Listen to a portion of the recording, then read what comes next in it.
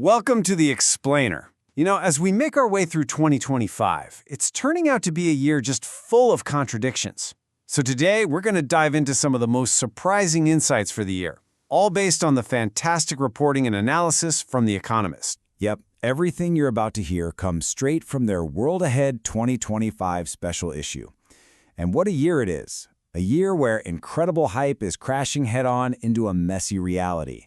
And where real progress is popping up in the last places you'd expect. All right, so let's get right into it. And we've got to start with maybe the biggest contradiction of all, the AI boom. This is the question, right? Is all this AI mania a bubble that's about to pop? Or is it really truly changing our world as we speak? Well, the thing is, the answer seems to be kind of both. So check this out. This really gets to the heart of the AI contradiction. You've got this insane financial mania. I mean, NVIDIA's market value shot past $3 trillion. But then you look at the real world. America's Census Bureau finds that only about 5% of businesses are actually using AI in their products or services.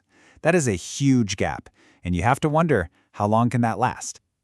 For all its digital magic, AI is slamming into some very real, very physical walls.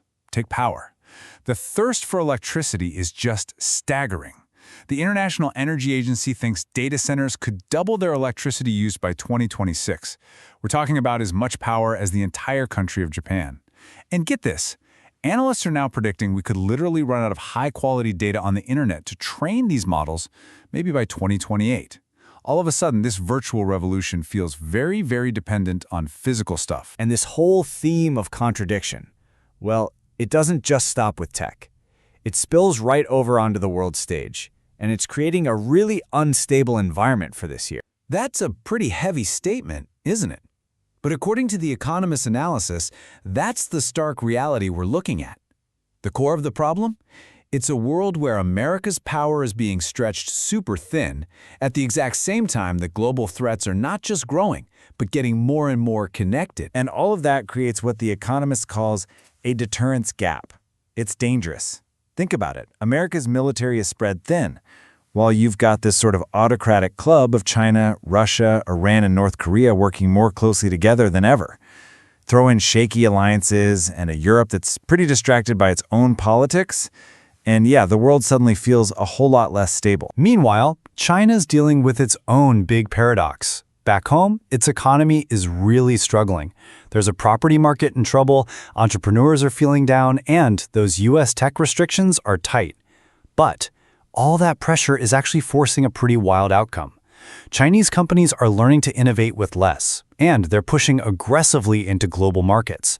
We're seeing EV factories popping up everywhere from Hungary to Thailand. Okay, but it's not all doom and gloom. Not at all. In fact, some of the most exciting stories about growth this year are coming from places you might not expect. Yeah, well, a lot of the big major economies are kind of struggling. The Economist analysis points to some real bright spots out there. These are the places that are bucking the trend, avoiding that trap of low growth and high debt. And here is a stat that just completely flips the script on a lot of old narratives. In 2025, get this, 9 of the world's 20 fastest growing economies are going to be in Africa, almost half.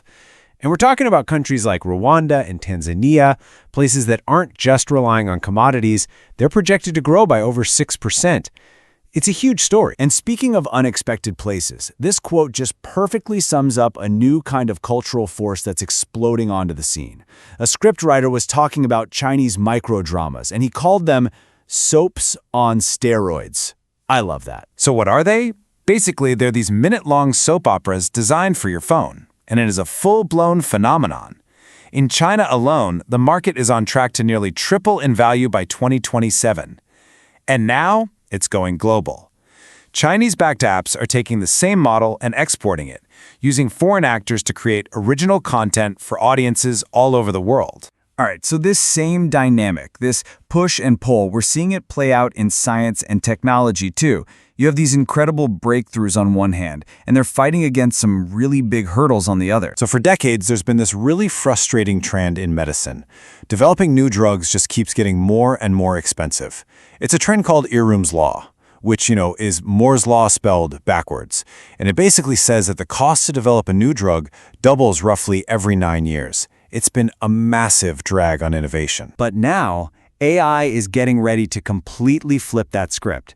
It can literally dream up new molecules from scratch. It can crush months of tedious lab work down into just hours of computation. And here's the real game changer.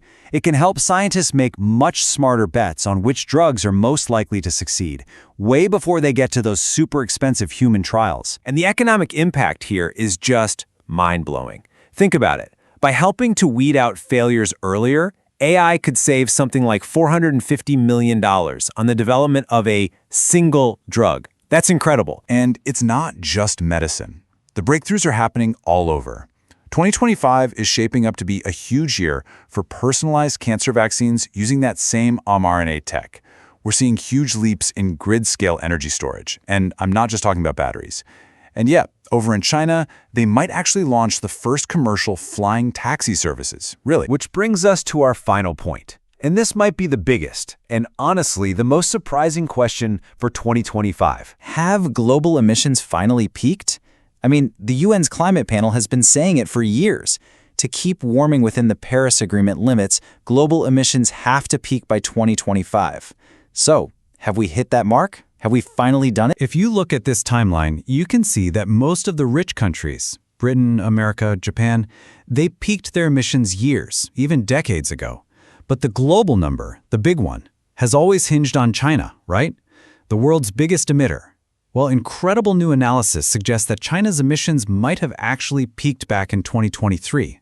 And that's largely thanks to their absolutely massive investment and rollout of renewable energy. Yeah, we don't know for sure, not yet. There's always a lag in reporting this kind of global data. But what that means is that 2025, right now, this is the year we actually get the numbers. This is the year we find out if humanity has finally reached that historic turning point. So whether we're talking about AI hype or global tensions or the climate itself, 2025 really feels like a year of peaks, a year of transition. For so long, we've been focused on the climb. But as The Economist puts it, maybe the climb is over. And if it is, the only thing that matters now is how fast we come down. And that's the real question, isn't it? Not just for the climate, but for every single one of these challenges we've looked at today. If the climb is over, what happens on the way down?